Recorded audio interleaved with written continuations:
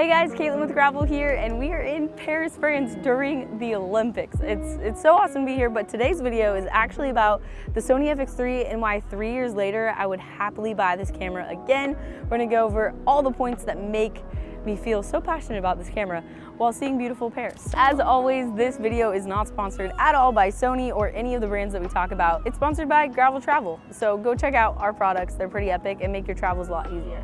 Let's get into it.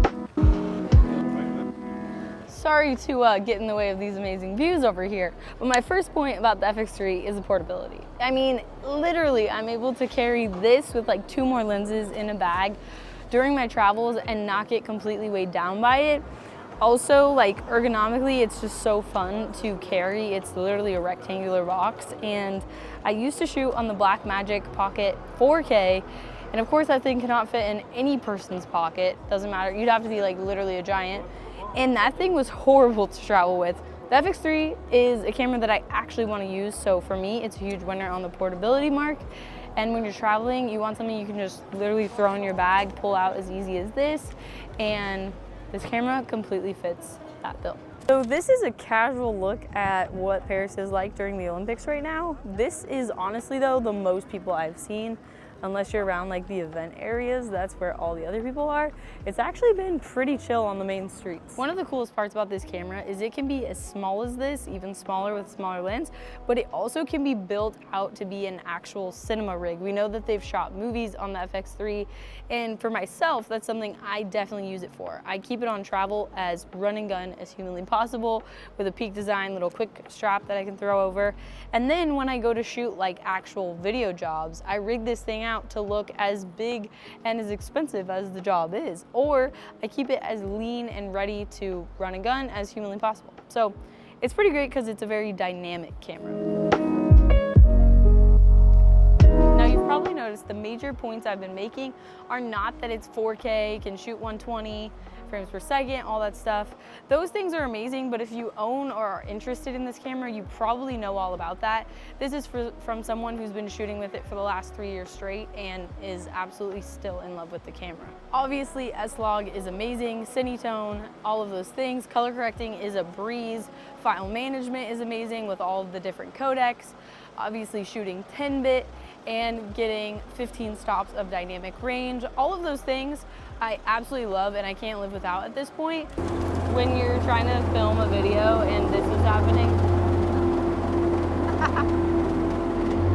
Here's the thing, the durability of the FX3 is absolutely insane. Everyone knows that this camera is basically a tank. It's metal build, and if anyone can attest to this, it's Meredith. Please tell them what you did to the FX3 for the last year. Yeah, so I chose to bring the FX3 on one of the most difficult jobs I've done thus far in my freelance career. I spent 11 months working on a boat, filming a sailing race, and we raced around the world, which meant that we faced every type of condition. We were in the freezing cold temperatures, we were in the brutal heat, we were in massive waves and then wind holes where there was nothing going on. And I saw that camera outperform what I thought it could already do. So crazy. And yeah, I also carried with me an A7S3 as well as an A7 IV as backup cameras. And over the 11 months, the FX3 actually outlived both cameras, which to me kind of says everything. I was using all 3 cameras in the exact environment, using them the same amount, and 2 dropped and the FX3 stayed alive. And I think like, at this point, I think I could be the salesperson for an FX3 just because I've put it to the test. I've been up on deck soaking wet with this thing when I've accidentally, maybe I didn't put the water housing on and I didn't know what the weather was like, or I've run up and I just needed a run and gun shot and been hit with unexpected weather, and that thing has survived. So yeah, I think the FX3 can kind of do anything. Literally. If you want a camera that's gonna not only do studio shoots and do really professional things, but as well as follow you into every sort of environment, I would highly recommend the FX3. And I've had this thing for 3 years now as well, and I wouldn't want any other camera. Should we go to the next spot? Yeah, let's go.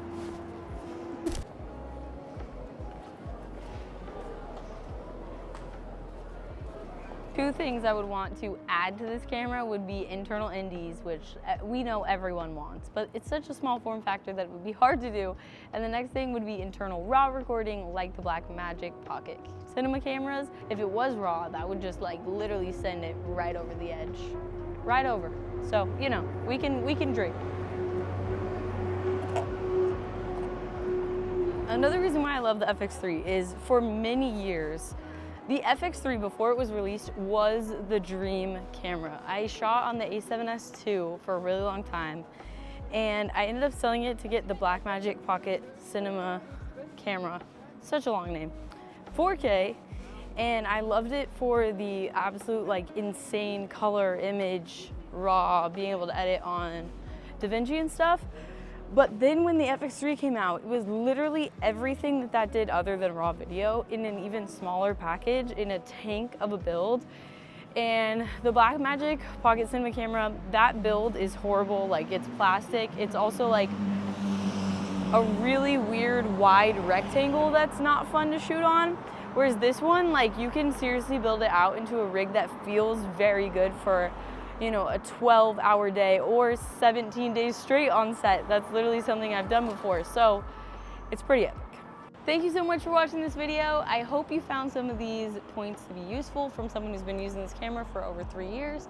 And if you have any thoughts or agrees or disagrees to anything I said, make sure you drop them in the comments below. We really appreciate you being a part of the Gravel Travel community, and we'll see you in the next one. Peace.